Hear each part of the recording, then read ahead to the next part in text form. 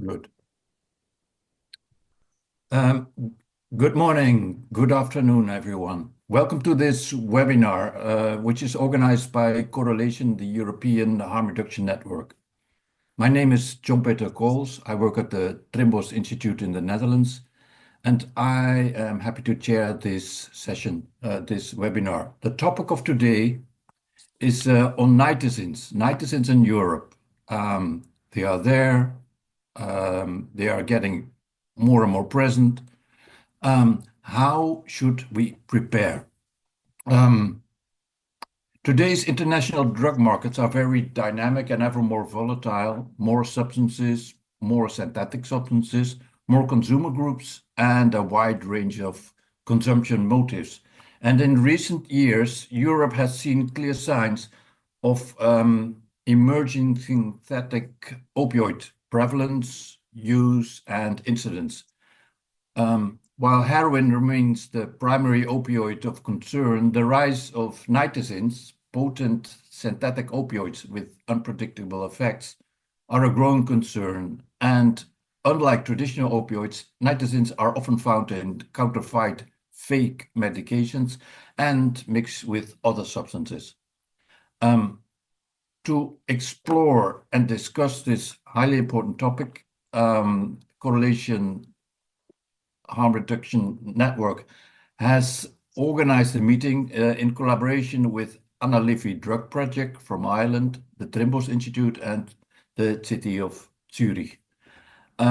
This webinar will provide an overview of the situation of nitazenes and other synthetic opioids in Europe. It will examine emerging trends and in particular how countries, cities, services, but also communities, how they can prepare through policy, healthcare, and harm reduction strategies. The key topics of this webinar will be understanding nitazenes, what are the current trends in Europe, what are the current trends in a number of countries, what are the health and service responses, in particular harm reduction strategies, what can harm reduction contribute to the response, and we'll have a particular focus at the role of drug checking and monitoring. It's all very well prepared. It looks like a very informative session. How will this webinar work? It is an interactive webinar and will include a number of experts' presentations. You will hear case studies from different European countries, and there will be a panel discussion at the very end of the session. The participants, I think that we are with a big bunch of people attending this webinar. You have also the opportunity to raise questions, and this can be done through the Q&A button on your Zoom screen. And before we start, I would like to say that the webinar will be taped and will be made available afterwards. But then, first of all, I would like to give the floor to Katrin Schiffer. Katrin is the director of Correlation European Harm Reduction Network, and she coordinates the various activities in the network, and she will describe the background of this webinar and present the findings of 2 studies. Katrin, Thank you. Thanks, Peter. I will share my presentation with you, if this is okay, and I hope you can all see it. So, welcome to this webinar on nitazenes on behalf of Correlation. I'm really happy we are having this. When we planned this webinar a few months, 2 months ago, we're aware of the importance of the topic, but we were actually quite overwhelmed by the response, how many people have registered. We have now, I think the number of registrations was 700. We are not there yet, so people are still coming in, but I think it really clearly shows how big the interest in this topic is. We will have a great panel today, so I don't want to take too much time in terms of presenting or giving an introduction, but I would like to take the opportunity to also share some of our work we have done in regarding the European monitoring, civil society monitoring of correlation, which is being conducted since 2019. And we collect data in different cities in Europe, and we have currently 45 focal points, meaning members who have declared their willingness to collect data on behalf of us. One of the topics of the monitoring specifically addresses new drug trends, and to collect the information and identify relevant developments and trends, our focal points organize focus group discussions. This year, in 2024, 17 focal points organized, in total 22 focus group discussions, and this involved 145 people and individuals, local drug policy experts. The findings of this monitoring are summarized in a report, and we will share that in the chat right now or a bit later. And this is also available via the website. Another key publication related to this topic is the European Drug Checking Trends Report, which is developed in collaboration with the TEDI network, the Trans-European Drug Information Network, and also builds on their data. And this report actually examines the changes in European drug markets between 2018 and 2024. So I would like to give some basic information about nitazenes. So what are they? Yeah, we know they have emerged as a new opioid threat in Europe. They are more potent than traditional opioids. Point is that they are rarely detected by standard tests, and they are often unknowingly being consumed. So users think they buy heroin or benzodiazepines, but they use nitazenes instead. And if this substance is combined with other pills, the risk for overdose is significantly being increased. Some key trends from 23-24. So we saw that most of the traditional substances remain stable. Synthetic opioids are on the rise, namely nitazenes and novel benzodiazepines. We see polydrug use is increasing, and again, there is an unpredictable quality of drug quality and potency, which again increases the risk for overdose.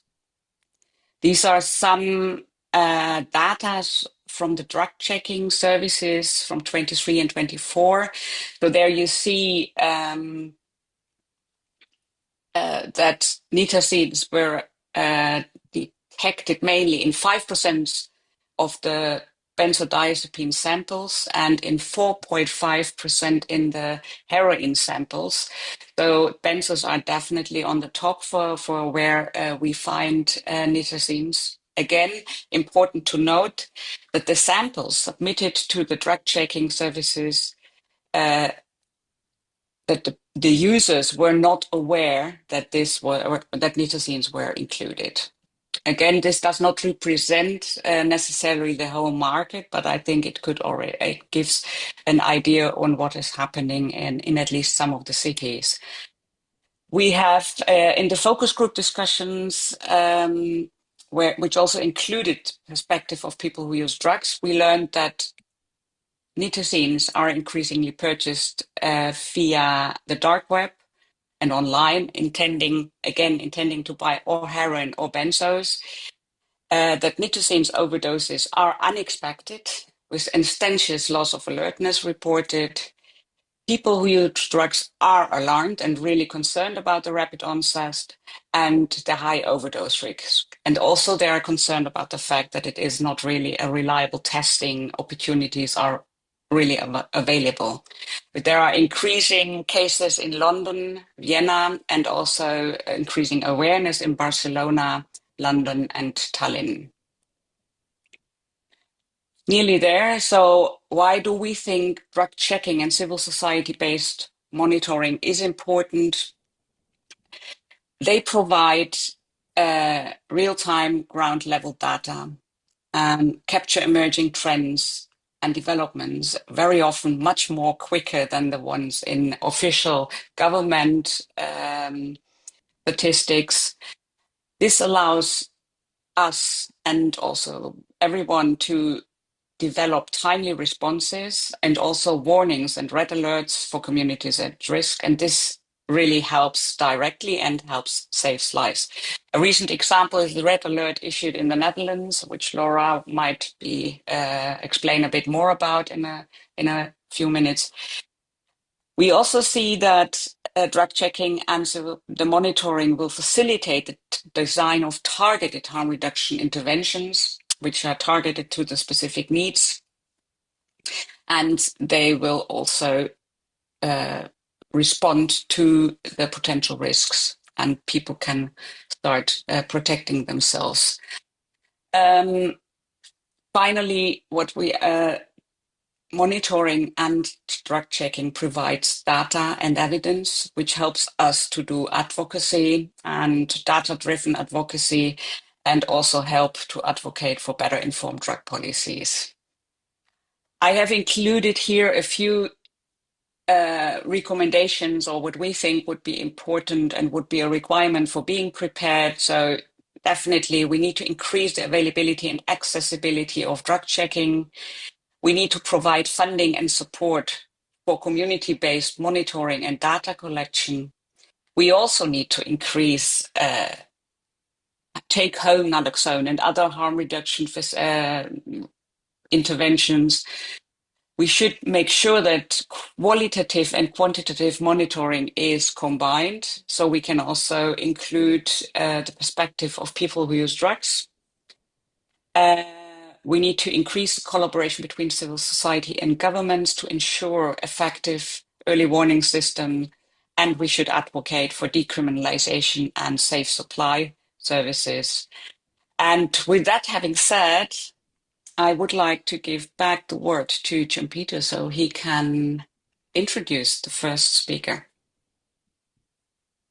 Thank you very much, Katrin, for your introduction and the studies that you presented from correlation. Now we would like to look at the entire situation of synthetic opioids from a wider angle, from a zoom out and look at the bigger picture. And for this purpose, we've invited Joana de Moraes from the EUDA. Joana is program manager at the EU Drug Agency, and she coordinates the EU Drug Alert System. Joana, please have a go. Thank you very much for the kind introduction, and let me share my slides. Yes, hope you see everything correctly. So good afternoon, everyone. And first of all, I would like to thank Correlation European Harm Reduction Network for organizing this webinar. It's very timely and really important topic, but also for giving me the opportunity to share with you the European Union perspective on this issue. But before going into specific details on Nitazenes, I would like to start with the reasons why we are here today and why we are so concerned about synthetic opioids, including Nitazenes. So almost all heroin consumed in Europe comes from Afghanistan, where the Taliban announced a ban on opium poppy cultivation in April 2022. How the European heroin market will be affected by the current situation in Afghanistan is uncertain, but we need to leverage lessons learned from the past and try to anticipate future risks. There are many different scenarios possible, but the scenario that we are the most afraid of is potential market shift to synthetic opioids. While this would not be the first time that Europe faces heroin shortage, the situation now is very different compared to previous shortages. Synthetic opioids are more available and accessible. They are attractive commodity for criminal networks. And why is that? Because they are more potent, quicker and cheaper to make, easier to smuggle. So overall, they make more profit. We are also very conscious on the situation in the United States. And the opioid epidemic there provides an example of how changes in patterns of opioid availability and use can occur relatively rapidly and have important implications for public health. Potent, illicitly manufactured fentanyl is the main driver of opioid epidemic there, and Mexican criminal networks play a key role in the production and supply of fentanyl to the US market.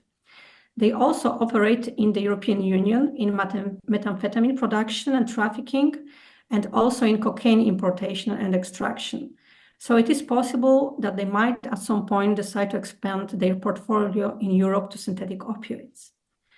Last but not least, there are some concerning signals from the EU early warning system that I will present in a minute.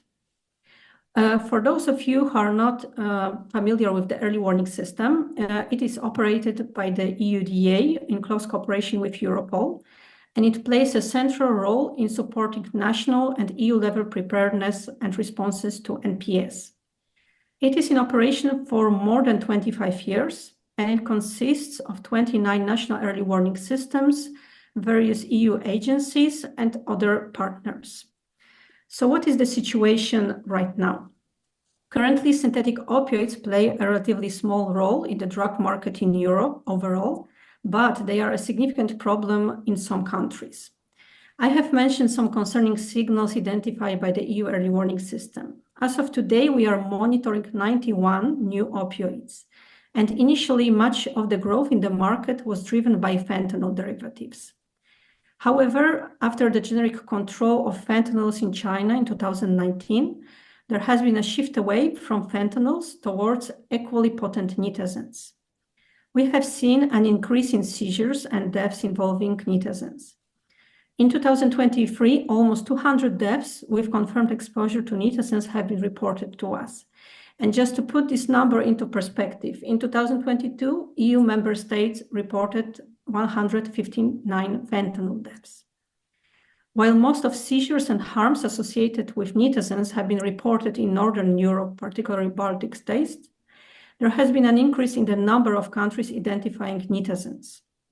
And since 2019, at least 22 out of 29 countries in the early warning system network have detected one or more nitazenes. There have been also localized outbreaks of poisonings linked to nitazenes missold as heroin or in fake medicines. We have also seen emergence of dangerous mixtures such as trunk dope and benzodope. So far, 23 nitazenes have been detected on the European drug market. And you can see in this slide specific nitazenes reported to us. What is important is the growth in this market. As you can see in the slide, since 2023, 14 new nitazenes have been reported to us. And another important development is that more recently, we started seeing emergence of so-called orphins, and this includes cyclorphin and spirochlorphin. While nitazenes and orphins share some structural similarities, they can be classified in different chemical groups. But from the public health perspective, we are still talking about highly potent synthetic opioids. One of the most concerning developments right now from our point of view is increase in fake medicines containing nitazenes. And this seems to be an expanding market, with 12 countries reporting identifications of such tablets. As you can see in this graph, in 2023, 25,000 tablets containing nitazenes were seized, and last year, more than 50,000 tablets. We are also seeing increasing variety of such products. Initially, those were mostly fake oxycodone tablets, but now we also see fake buprenorphine tablets and fake benzodiazepine tablets. What is the most concerning about this phenomenon is that these tablets give false perception of safety and legitimacy and might appeal to broader populations, including young people. These tablets might serve as a way of introducing people to synthetic opioids, which would be an extremely negative development from a public health perspective.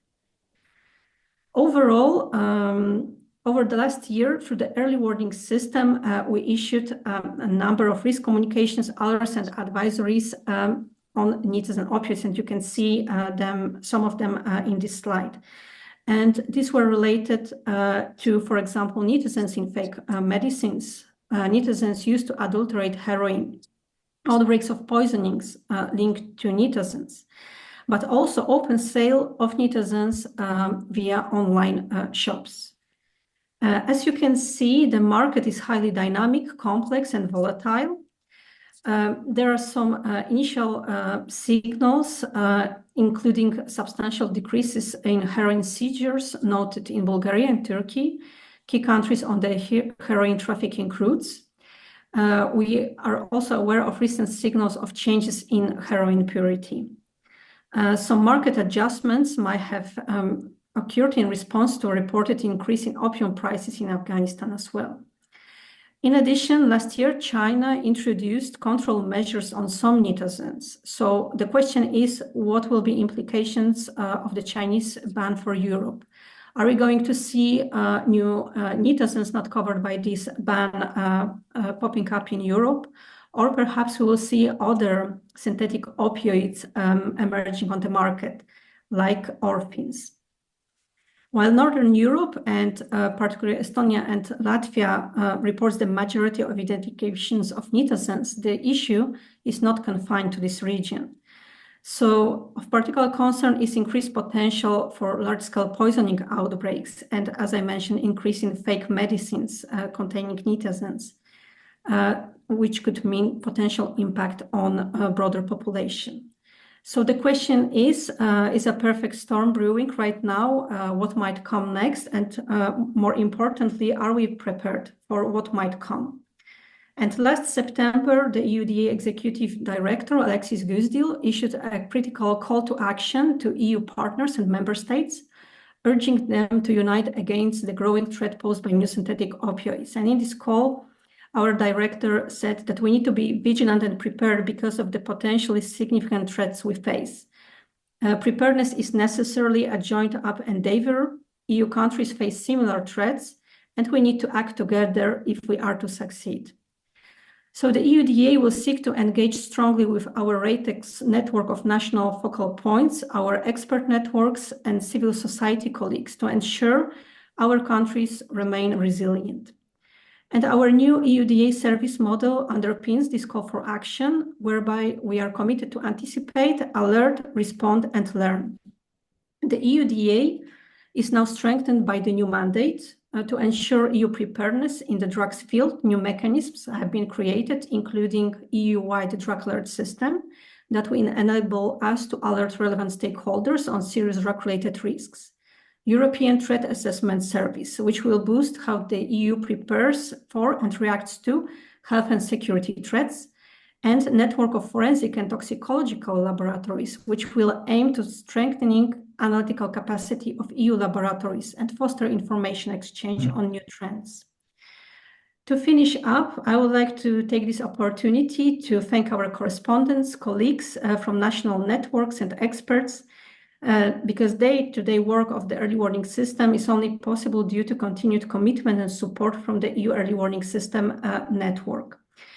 For everyone, in case you are interested to learn more about our work, I encourage you to visit our website. Next month, we will launch a new European drug report with the most up-to-date analysis of the current situation. So thank you very much for attention. And in the end, I'm happy to answer any question you might have. So back to John Peter. Thank you very much, Joanna. That was a very learningful insight in the European situation. A couple of years ago, I was involved in a European project on preparedness on synthetic opioids. And the key question at that time was, do we need to be prepared for synthetic opioids? And the answer is clearly, the question is clearly answered. Yes, we need to get our act together. And that's exactly the purpose of this webinar. I would like to continue with this webinar with presentation from Leo Jeffries and look at the entire synthetic opiate situation through a different lens. Leo is connected to the European network of people who's using drugs and will speak on the synthetic opioid situation through the community lens. Leo, please. Thanks, John Peter. I'm going to share my screen now.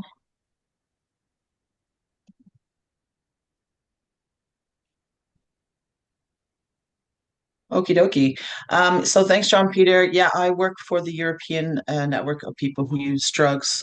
Euro Input briefly is the drug user rights network covering Europe and its neighboring countries. We're a regional member of Input, and we operate on the same principles as Input, which are pro-drug user rights, respecting the right of individuals to take drugs, and we're also anti-prohibitionist.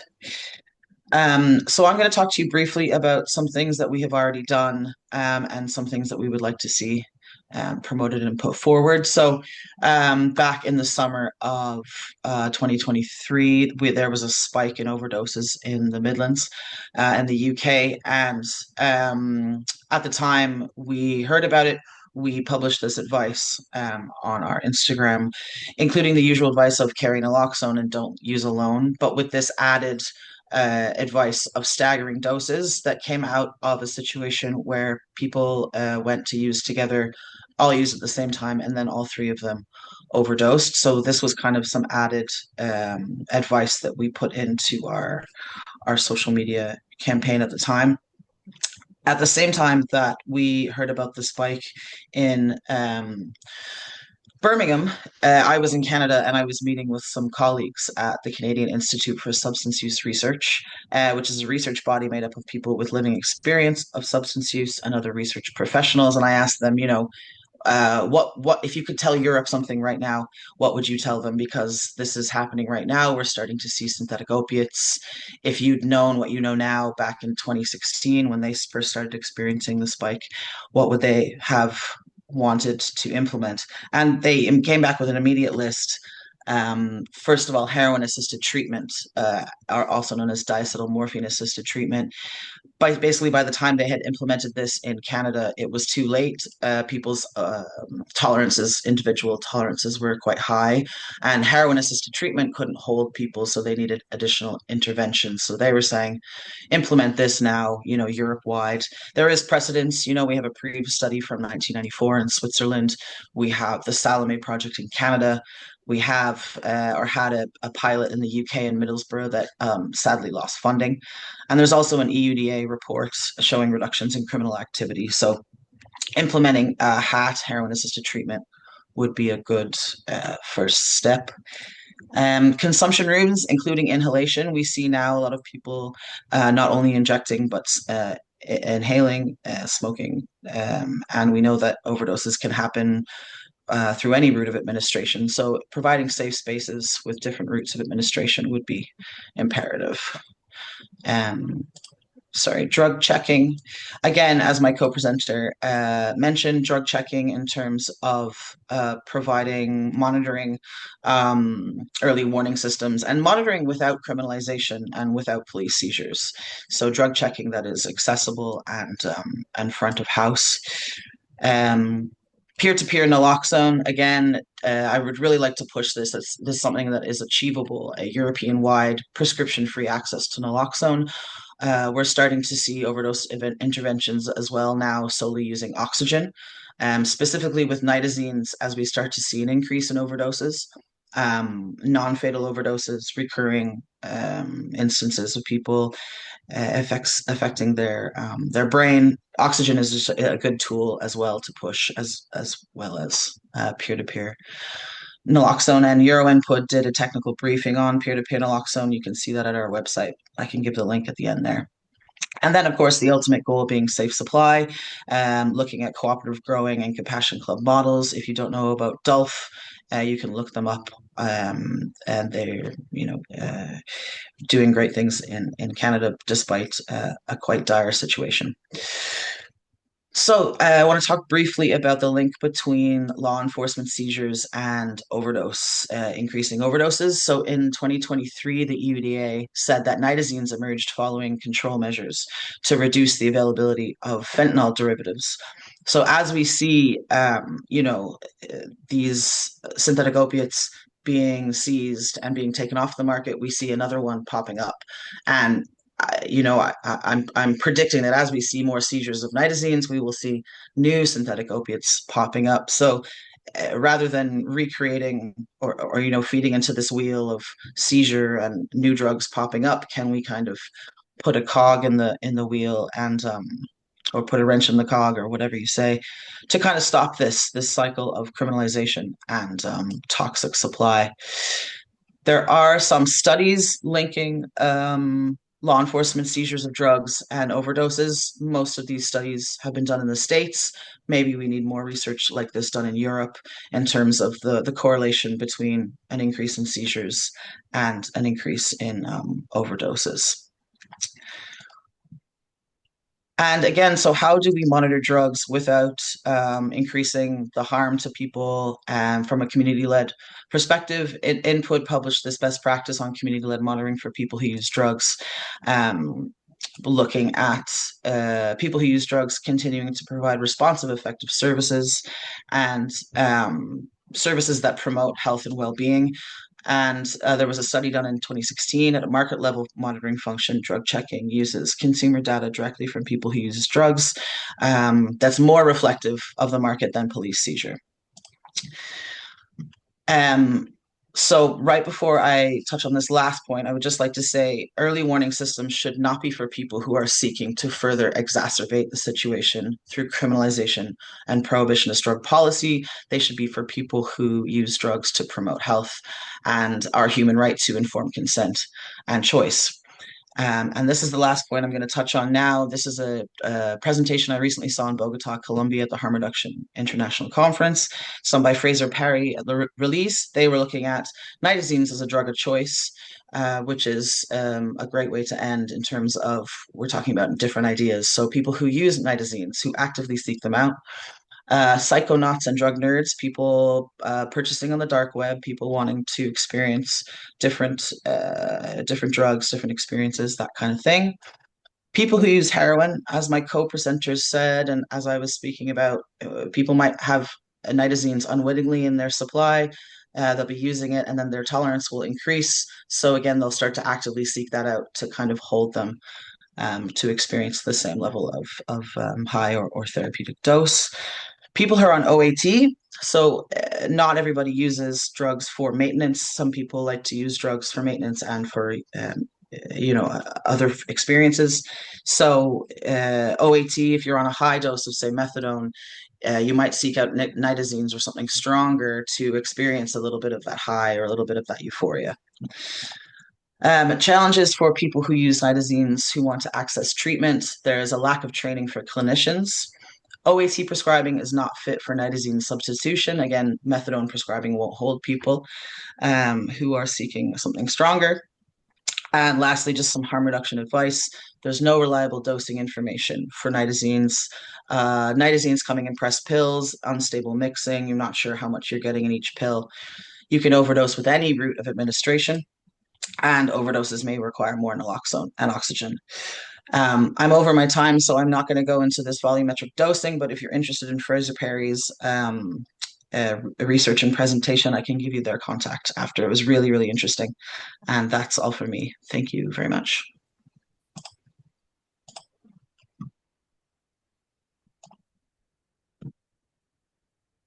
Wonderful. Thank you very much, Leo, for your very interesting presentation in which we looked at various areas through the community lens. And I'm also interested in the final part of your session, but I'll certainly look at it. And to everyone in this webinar, all the presentations and all the resources will be made available.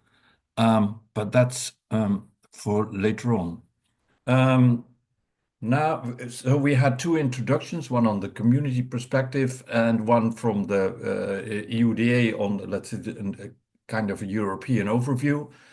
Now it's time to have a look at the situation in a number of countries in Europe. We'll have a look at situation in the UK, the Netherlands, and Switzerland. First of all, we will hear from the UK.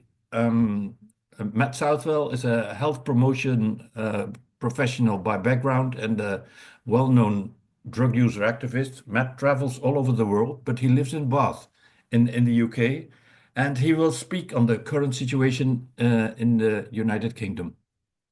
Matt, the floor is yours.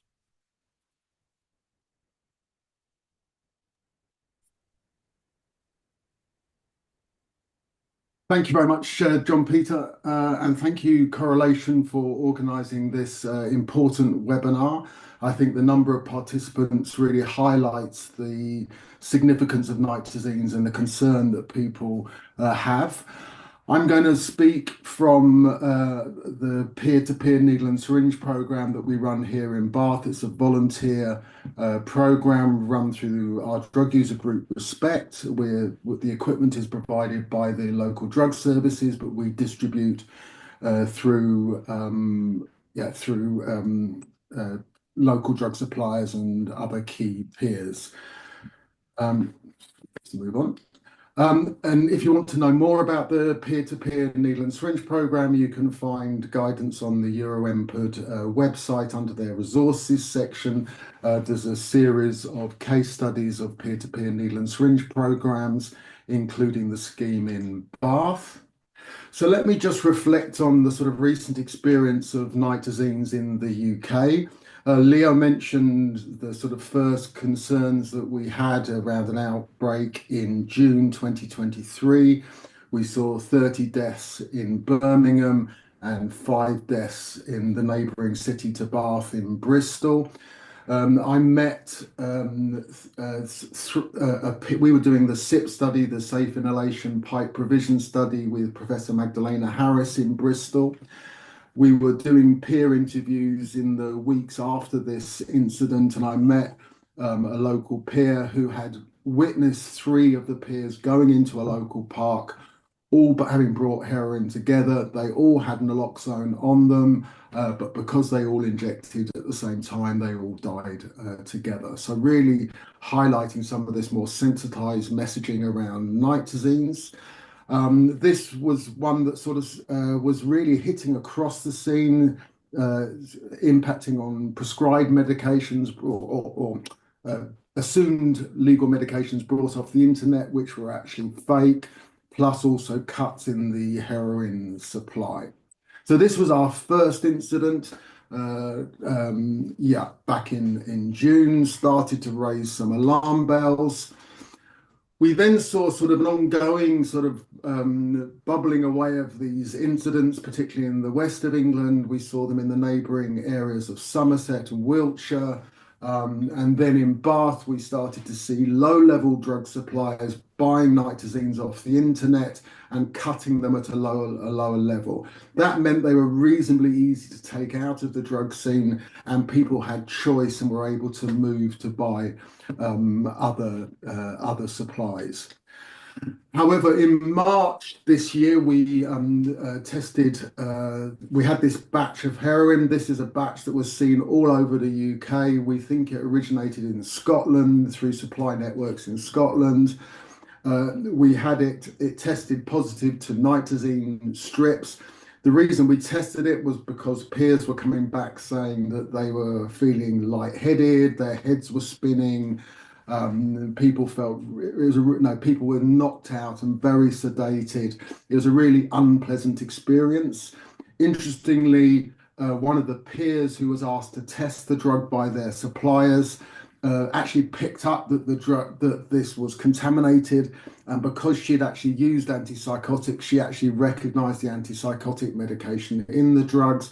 But and this highlights that we're not just seeing one cut. This was a drug that once we had Bath University test it, came back positive for nitazenes, an antipsychotic, and a veterinary anaesthetic. So really challenging products that made people feel very uncomfortable. Dr. Jenny Scott from Bristol University then tracked back and saw that this batch was also associated with 30 overdoses in Camden in London and was really impacting across the UK. How do we respond? Well, I think one of the things we realized was that really we were lucky. The cut wasn't significant enough to cause deaths, even though one of our peers was asked to test this drug early on. It took about 5 days, even with peers intervening. It took us a few days to get it tested and to identify what was happening. By that point, the drug had been used widely across the drug scene. Had it been stronger, people would have died. We put information out through a mobile phone chain. You can see the text message that we sent out. We encouraged peers to give feedback to their drug suppliers. We tried to push the drug off the drug supply scene. Hard to do when drug dealers want to recover their money. So even though the drugs were then coming back again, because we had this working relationship with Bath University, we were able to get the drugs tested. There were limitations of the test. We just get told what's in it. We don't get told how strong it is, or we don't get given the information that people really need.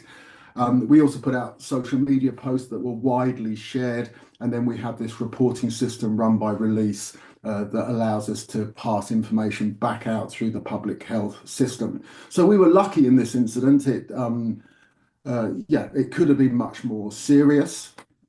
The lessons that we would learn, Leo has highlighted some of these points already, highlighting the need to not use alone, to carry more naloxone, 2 sets of pranoxad, to witness each other using, and to use schemes like Buddy Up, which are these virtual witnessing schemes. Recognizing that test strips are useful early in the response, but already, yes, they're allowing peers to test and find what's out there. But the question is, what do you then do with those results? The guidance on the back of the packet takes you to US websites. There's no clear reporting system for people to share information. As we sent out text messages, we got other peers saying, oh yeah, we also tested that positive and didn't know what to do about it. So I think we need a much more strategic public health response. People at the bottom end of the system are already looking for these drugs because they see it as strong heroin. And I think we need to be really careful about how we message warnings around strong drugs. And the reality is, once nitazenes are heavily embedded in the drug scene, it's actually quite difficult to avoid them. And if you've got a habit, you've got a habit and you've got to use. So I think that really highlights the need to give people alternative pathways like safe supply. And I think if we're going to use testing meaningfully, we need to be able to offer dealers at a higher level testing opportunities and to give people meaningful information like how strong is this heroin, what's the drug cuts in it, so that people can really make informed choices. Just to highlight how significant this is, last weekend we had a second round of positive tests of nitazenes. I spoke to one drug supplier a couple of days ago who said to me he is finding it impossible to buy a supply that doesn't have nitazenes. He's passed test strips up the chain and nobody can buy heroin at the moment in Bath that doesn't test positive for nitazenes. We're just about to have 3 batches picked up for testing, and we think all 3 of them are likely to be testing positive, which means then there is no choice in Bath other than to buy heroin with nitazenes in it. So that's really just to highlight a real quick, fast response. I think we need to have a much clearer strategic response. This is something that impacts across the whole country, so you can see it popping up in different areas of the country, and we need to have a much better strategic way of getting information out there, and we need to expand the range of harm reduction responses. Thank you.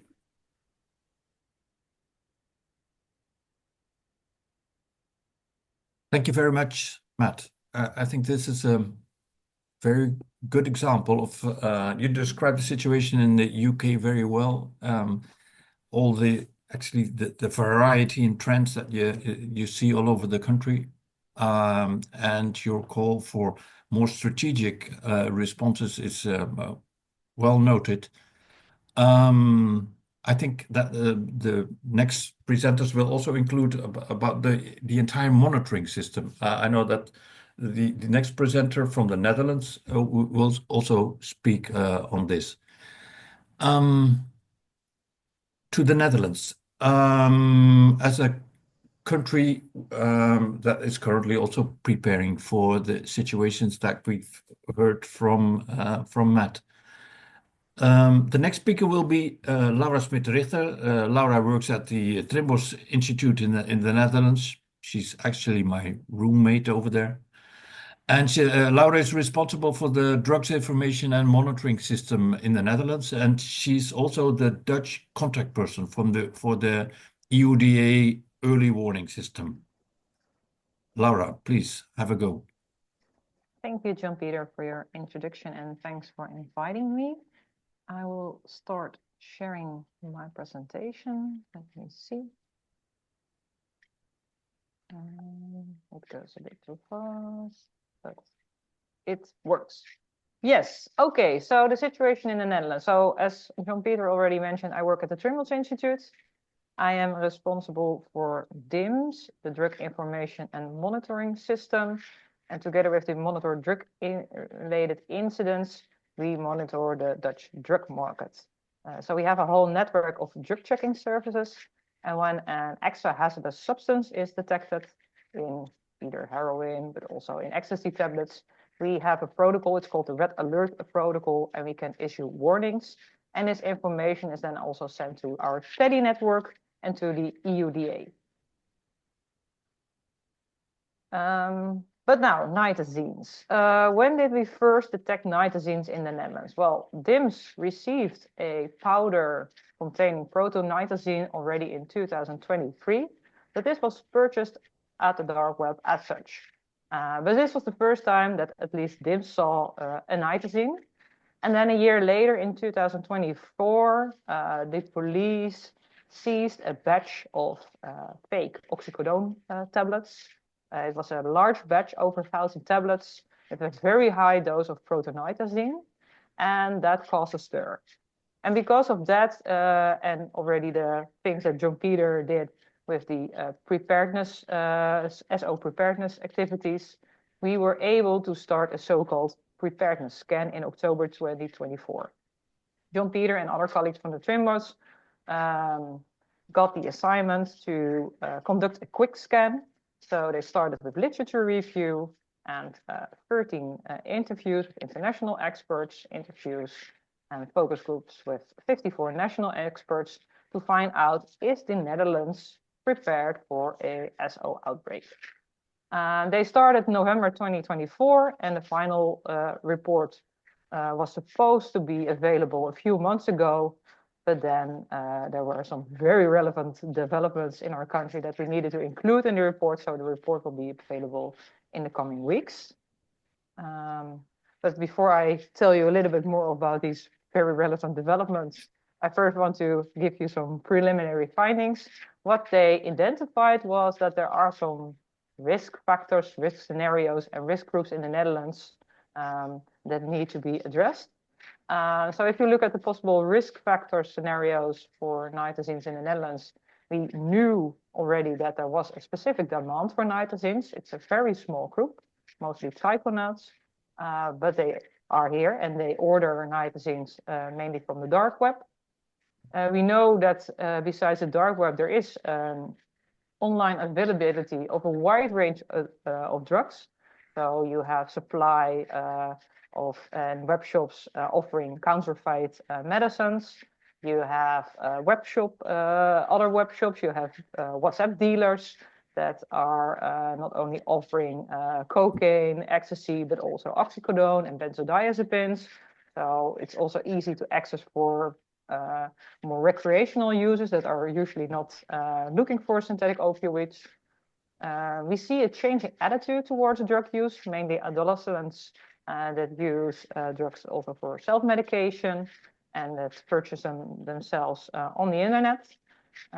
We identified a couple of bottlenecks in the healthcare system that makes some people more vulnerable. We know that there is drug use in prison settings, and we started to see appearance of nitazenes in other drugs in Europe, as you already heard, in heroin, strong opiate painkillers, benzodiazepines, but maybe also other drugs.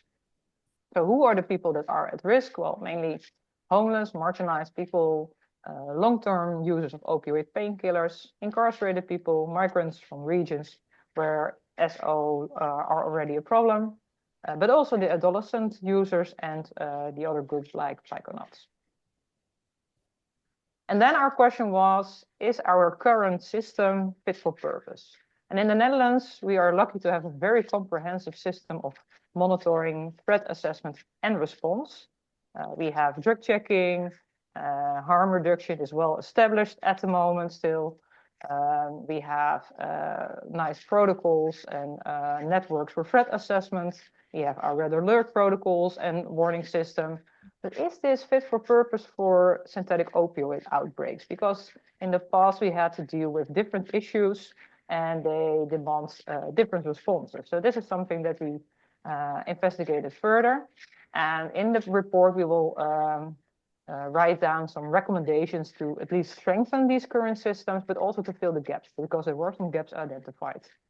For example, the supply of naloxone is something that needs to be improved, at least in the Netherlands. And of course, we need to focus on harm reduction to cover urgent needs, because this is something with the current political climate that's under pressure. And then we had our first red alert related to nitazenes 6 weeks ago. We detected fake oxycodone pills that contained isotope nitazepine instead of oxycodone. They were detected next to a person that was deceased. So there was a strong link between the ingestion of this specific tablet and the fatal incident. We also identified another tablet through DIMS that contained protonitazene that was purchased online. Luckily, the person didn't take the tablet yet, so we could prevent an incident. But we needed to issue an alert and to make sure that people were aware of this situation. And the call to action was, do not buy any fake pain medication online, because they can contain nitazenes and this can be fatal. The other advice is to call 112 and ask for naloxone in case someone has taken this pill and gets trouble breathing, because only medical professionals in the Netherlands have access to naloxone right now. After we issued this alert, and it caused a lot of media attention, we were all over the news. It got a lot of attention also in our network. But also our National Poison Center received a lot of additional signals that this was not probably not a single incident, but that there were more fake oxycodone tablets in circulation that might have caused non-fatal incidents. We are currently investigating these cases, but at least we now know that this particular tablet is not the only tablet that's still in circulation in the Netherlands, but there are also other fake oxycodone tablets in circulation containing either isotope nitazepine, but also protonitazene. And because of that, 2 days ago, it's in Dutch, we issued a new news item with an update that the situation is still ongoing. We're currently investigating some cases, but we know that both dealers as well as online suppliers still offer fake oxycodone pills that contain nitazenes. And so the call to action is still, do not buy them. And if someone becomes unwell, please seek medical attention. And hopefully with the recommendation of the preparedness scan, we can make the Netherlands more prepared for other outbreaks as well. Thank you. Thank you very much, Laura, for your update on the situation in the Netherlands. I suggest that we go to the next country in Europe, Switzerland.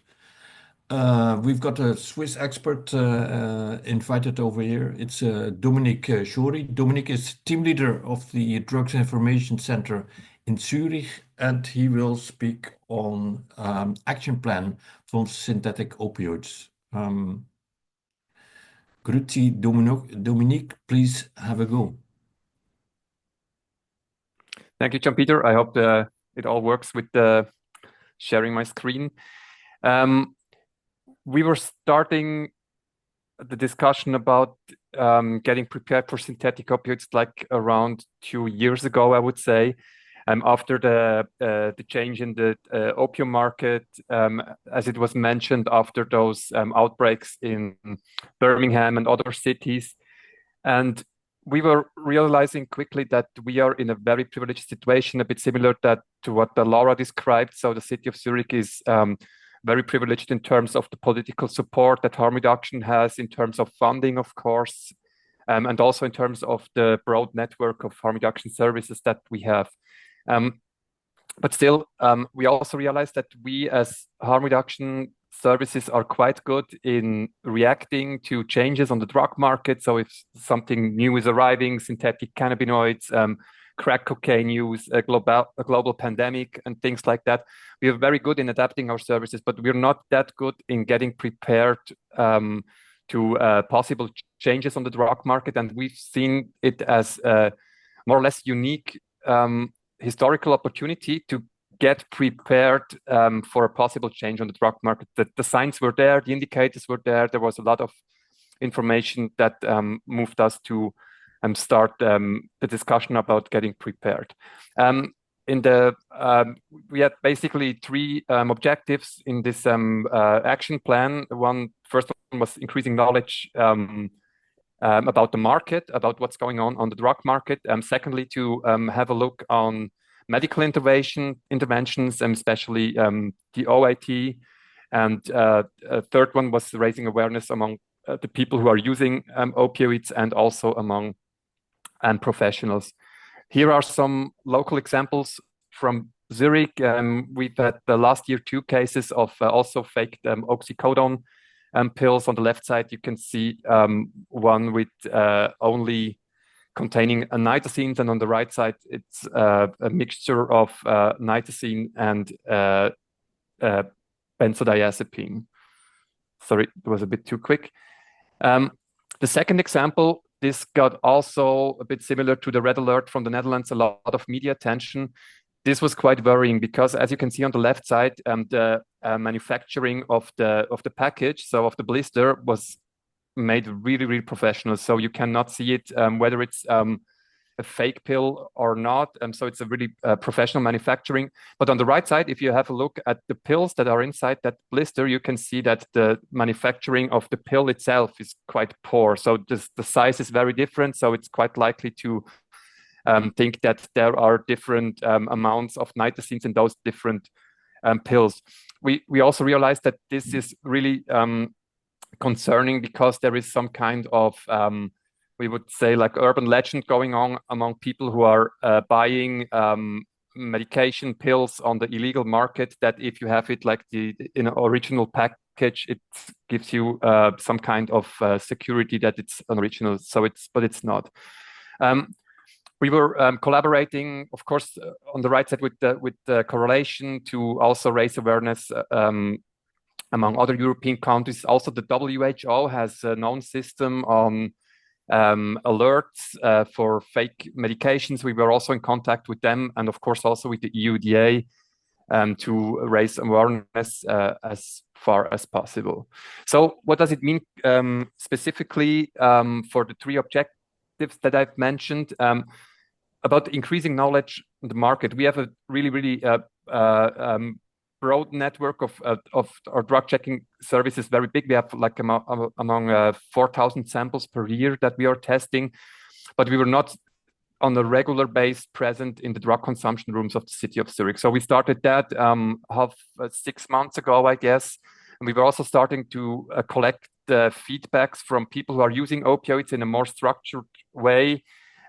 We are currently establishing a database for the drug consumption room so that every consumption is getting into that database, that we know a bit more about what people expect to use and what's inside their substance afterwards.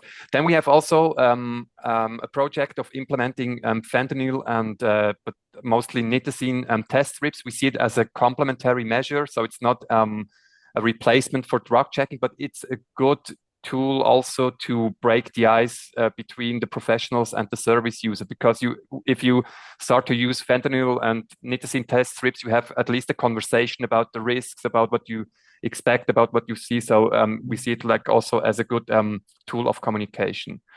Then we also do monitoring in online drug shops and also Telegram channels. We're present there. We also started to contact actively vendors if we see something, if some source might be suspicious, so to ask them whether they can remove certain samples, and with kind of success, I would say. Then what we also started to do is to, if there are unusual intoxications, especially in the drug consumption rooms, we now are able to send the residues from the pipe or from the syringe or whatever was used to the lab, trying to at least identify whether synthetic opioids were involved in that intoxication. And then we've also realized that we have some gaps in terms of sharing information between different organizations like the forensic labs, harm reduction services, and paramedic services. For example, paramedics, they have almost in-time statistics about naloxone administrations in their daily business, but we didn't have access to that database so far. Expansions of medical intervention, the focus is really on one hand on the opioid agonist treatment. So we want to make the access as low threshold as possible, because getting access to heroin assistant treatment is one very, very effective preventive measure for avoiding problems with the illegal market. Also reviewing the prescription practice. Also what was mentioned about when people are starting to use nitazenes, are our guidelines of treating people still adequate to people who are using nitazenes. And then this might be also a bit surprising for other countries. Also, Laura, you mentioned it. We have a bit of a similar situation in Switzerland with naloxone. So naloxone is only available by prescription. It's not covered by health insurance. This is not a good situation, and we are now trying to have at least a creative or pragmatic approach to deal with that current legal framework, because to change the legal framework is maybe a bit more complicated for us.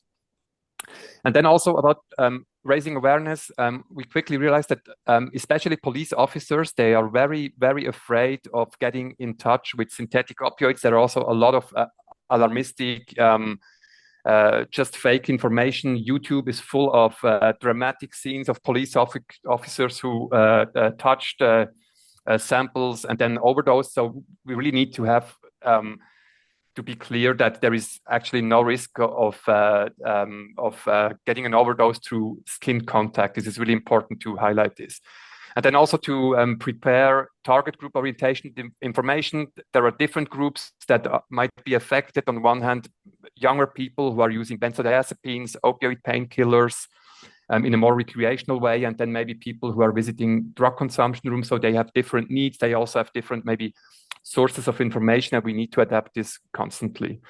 Of course, peer involvement. We have two peer projects already existing in the City of Zurich that are involved in the whole discussion and training models and information material.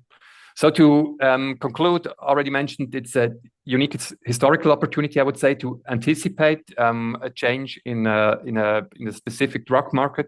The focus is clearly on harm reduction.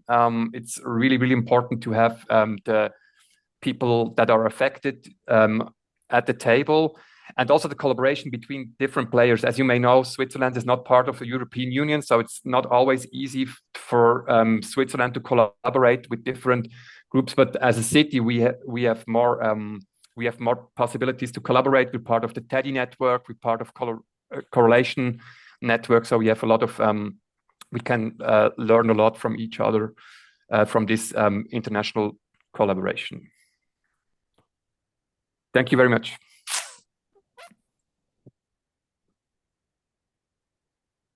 Thank you very much, Dominic, for your insight and information on the situation in Zurich and a long list of recommendations what cities and services can actually do. We've had an insight on the European situation right now. We've heard from Leo on the community perspectives and examples from 3 countries, Switzerland, United Kingdom, and the Netherlands. And we would like to continue with a number of questions and a panel discussion with the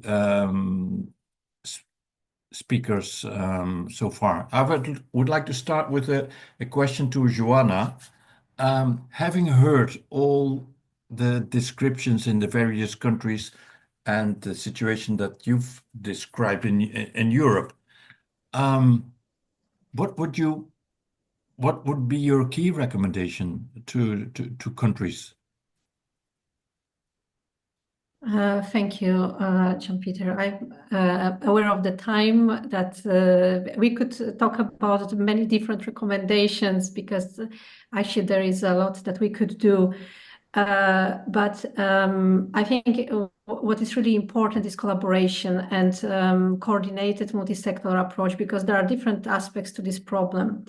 Health, security, police monitoring aspects. So as I have been working for many years in the early warning system, of course, I would say, first of all, strengthening national and local early warning system.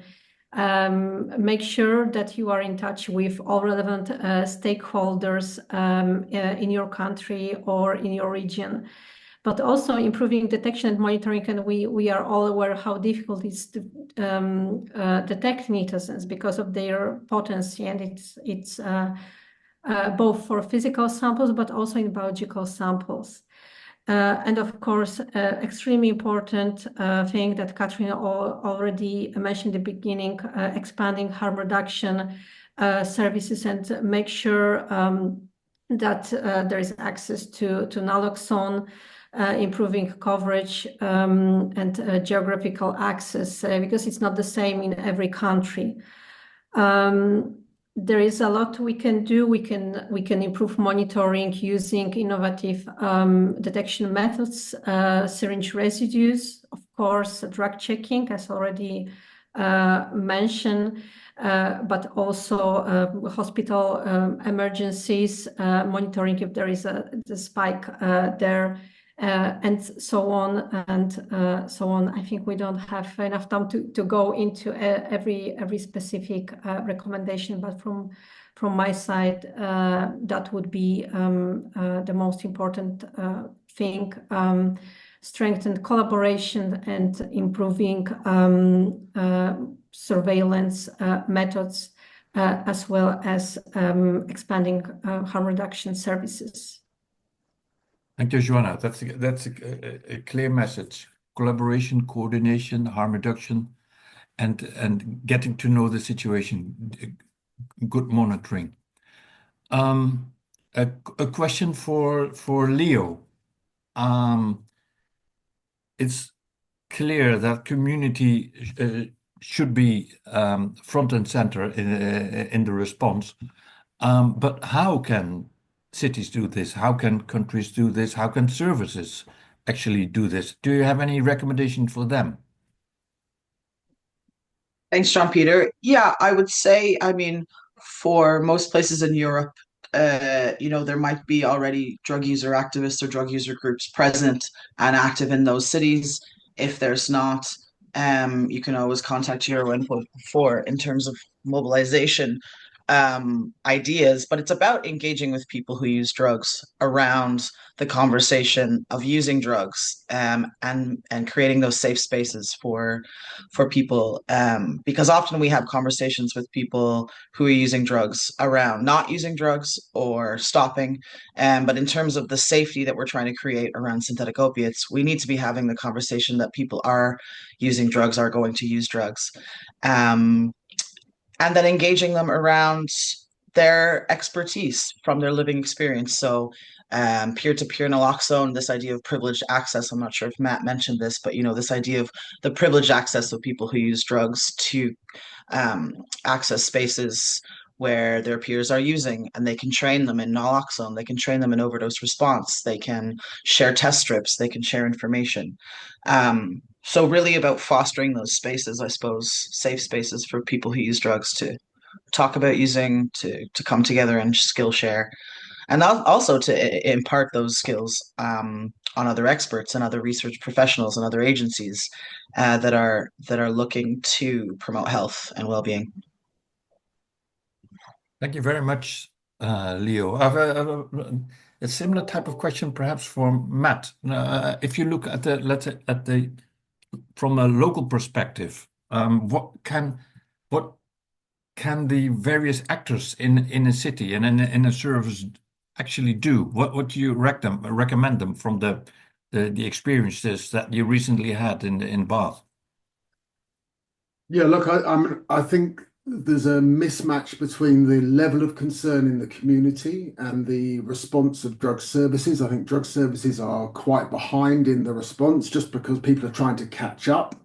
So at the moment, Bath is picking up nitazenes because we've got a peer-to-peer needle and syringe program. It's clear that nitazenes are impacting a number of other areas. My friends, once I shared social media posts, were saying, yes, we've seen this too. We've seen it in our area. And I think it really highlights the need for active drug user groups, peer-to-peer naloxone programs, peer-to-peer needle and syringe programs. That is your early warning system. I think we need to be more sophisticated in how we use drug checking. I think we've got to come to terms with the fact that drug checking needs to be targeted at drug suppliers. At the moment, all the letters of comfort that we have in the UK explicitly ban testing for drug suppliers. So the recent outbreaks we've had, no, by the time they were picked up by drug services, people were already dying. I was going out last weekend telling people about the positive results, had a very sobering conversation, sitting in a room with one drug supplier and two of his customers. They had all been impacted by a batch of nitazenes back in the earliest outbreak. The drug supplier talked about having been overdosed and passed out on his kitchen floor 3 or 4 times. Another guy was talking about how he was passed out unconscious on the toilet. And then the third guy, most sadly, talked about how his wife had overdosed on one day and they recovered her, and then on the next day she died. So I think it's really understanding this is a critical incident, but I think we are under-resourced, we're under-prepared, and I think we need to catch up quickly, which I'm really happy to see that there's so many people on this webinar reflecting a commitment to try to catch up with this crisis as it unfolds. Thank you very much, Matt. I've got a question for Laura. You recently, 2 months ago, you had the red alert, and you had to reissue it again a couple of days ago. What would be what's your key lesson so far? How can countries share information on with certain target groups, but also with the general public? What can countries do? Mm-hmm. Well, you need to inform your target audience as soon as possible, so in a very timely manner. And in the past, our red alert system, it was designed to issue alerts when there would be, for example, PMMA in an ecstasy tablet. So we developed an app, and people who use drugs have access to this app. And as soon as we detected such a tablet, it was on the app. But in this case, we have to deal with different type of people who are at risk. So we started to identify who is at risk and how can we reach them in a timely manner. Will this be through the Red Alert app? No, probably not. So we need to develop different strategies.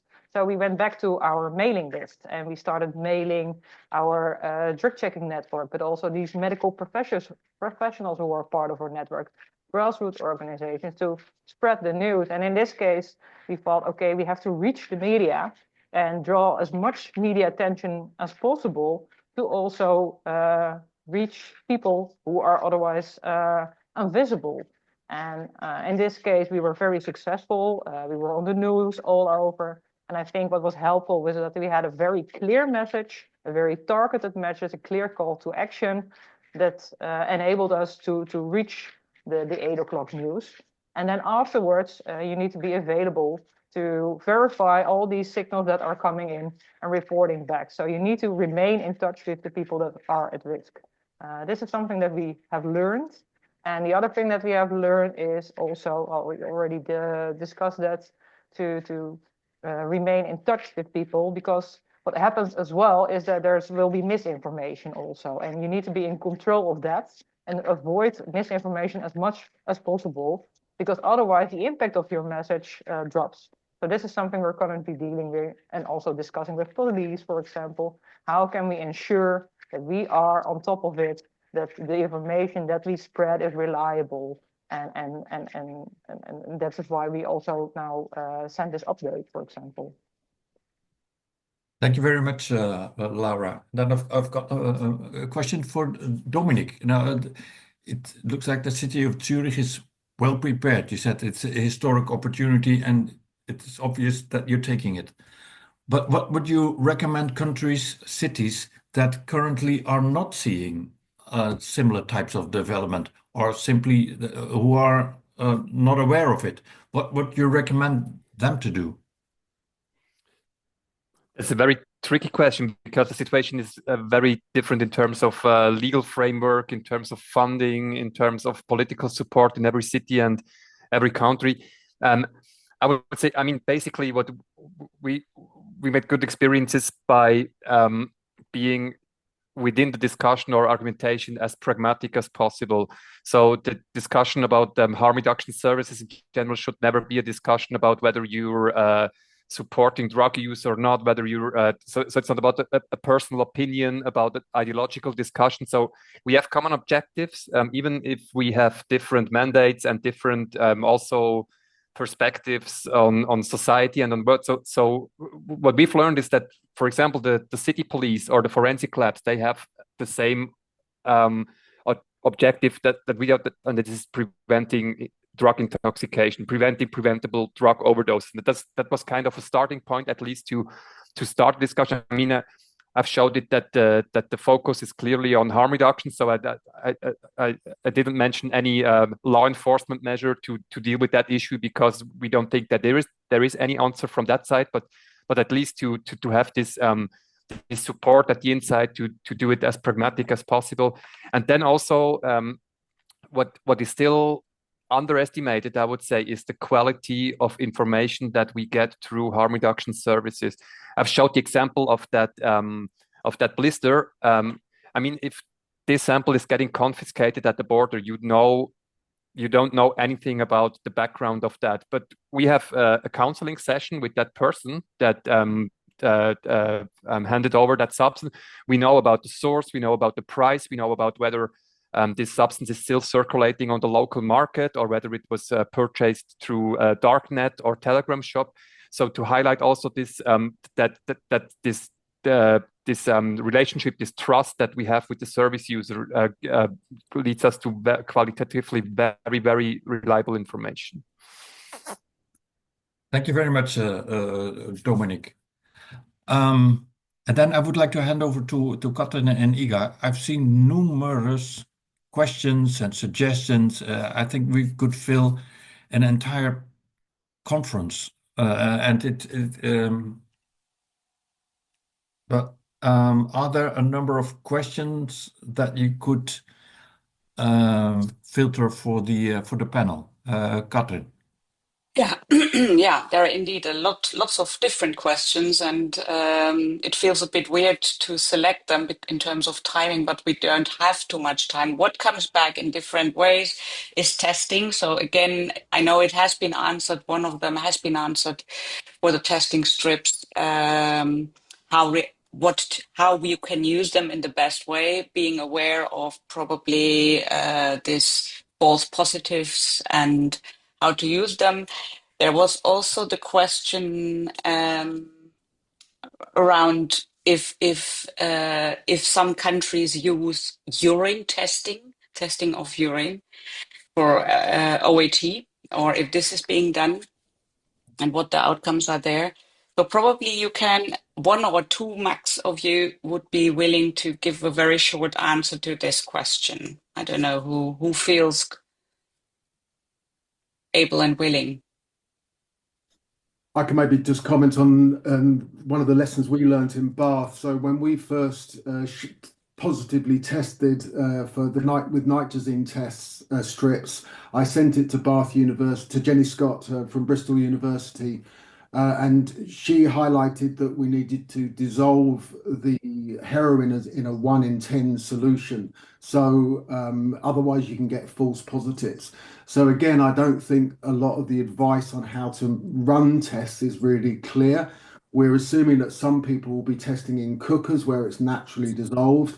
But if you're a smoker, you need to be able to, or if you're testing the supply, then you need to be able to dissolve it in a 1 in 10 solution so that you get an accurate result. And I think some of these practical lessons about how do we test, also reading the results is really complicated. It's not so, I mean, it's not so clear when you've got these different lines, what is a test, what is a false positive.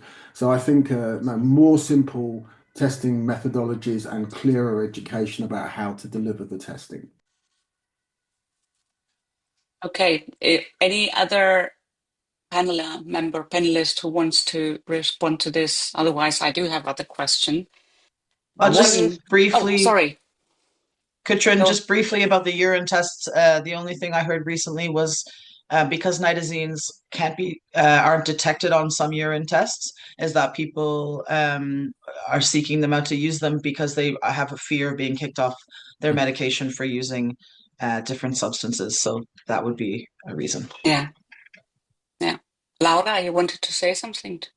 Well, we are also currently experimenting with these nitazene test strips to make a sort of first selection, which samples can we submit to our lab? Because in the end, you will need a wet lab and you need more sophisticated analyses to really confirm that nitazenes are present. So I would recommend to first establish a connection if it's not yet in place. And then you can use these test strips also as a drug checking service to make a first selection, which samples should be passed on directly. And it helps you if you have to act in a very timely manner. So this is something that we're currently investigating, but these hand-on tips, how to use them and how, so that would be also for drug checking service, I think very interesting, because also we currently are getting samples in the field. So then this would be helpful as well. Just wanted to add that that's exactly the same as we are, the way that we are implementing those test strips in Zurich right now. So we start within this month to do it in the drug consumption rooms, but with the opportunity to get access to the drug checking service if a person wants to know or prove the test result. Okay, great. There are other questions. One of the questions, I'm trying to combine it also from different questions.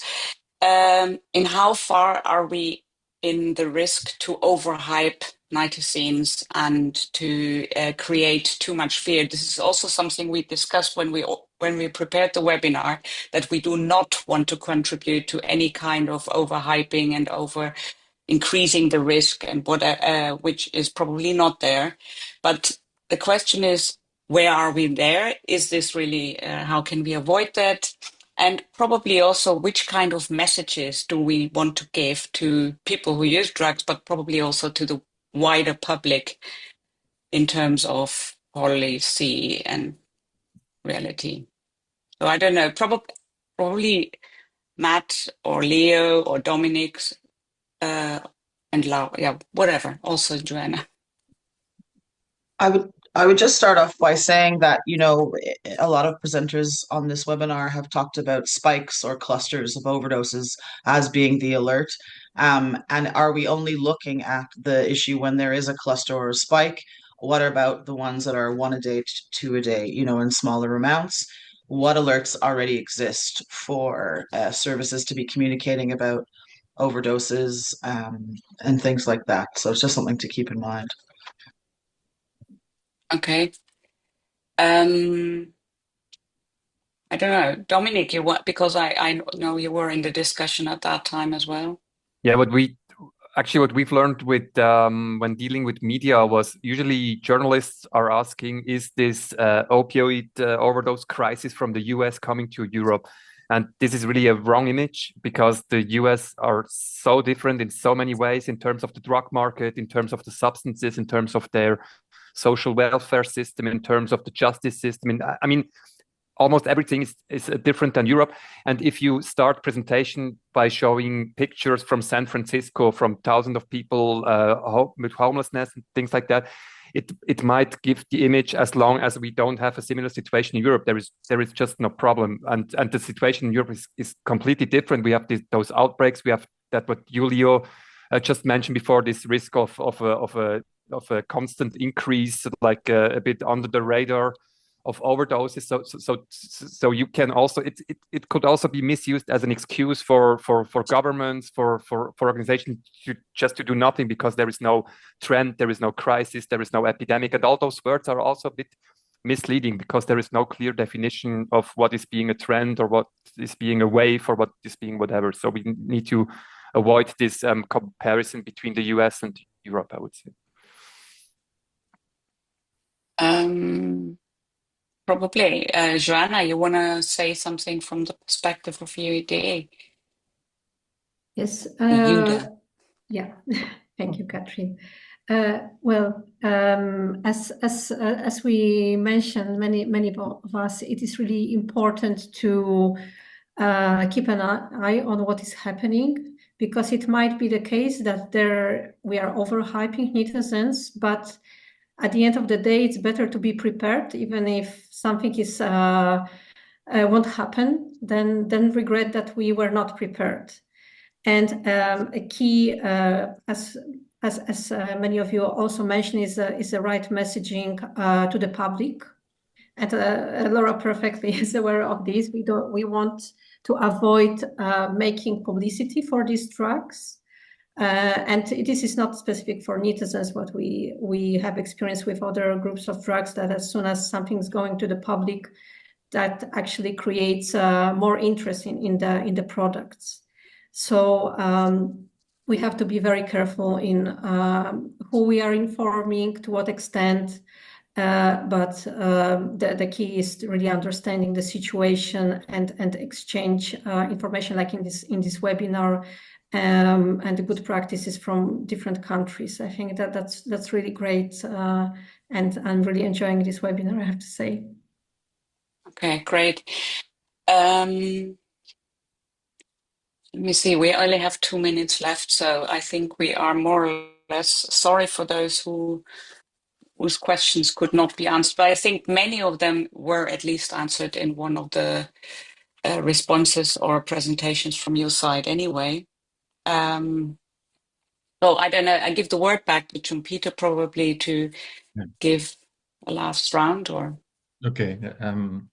Thank you very much. I've seen I think it's a very inspiring and interesting webinar, and I'm really interested to see all the questions and all the comments, because it's obvious that a webinar like this is not only a perfect opportunity to exchange information, but it also clearly shows that there's a huge need for information. I've seen in the chats all kind of questions. I've only seen snippets of it.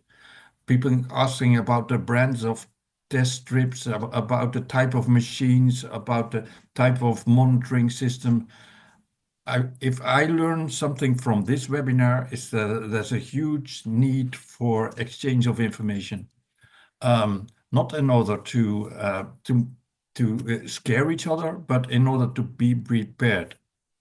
I just saw a final comment from Katri from Estonia, and Estonia is already living with the synthetic opioid reality for decades. And she said, "You better be prepared because things will happen, and the only thing that we don't know is in which shape and form and how it will look like.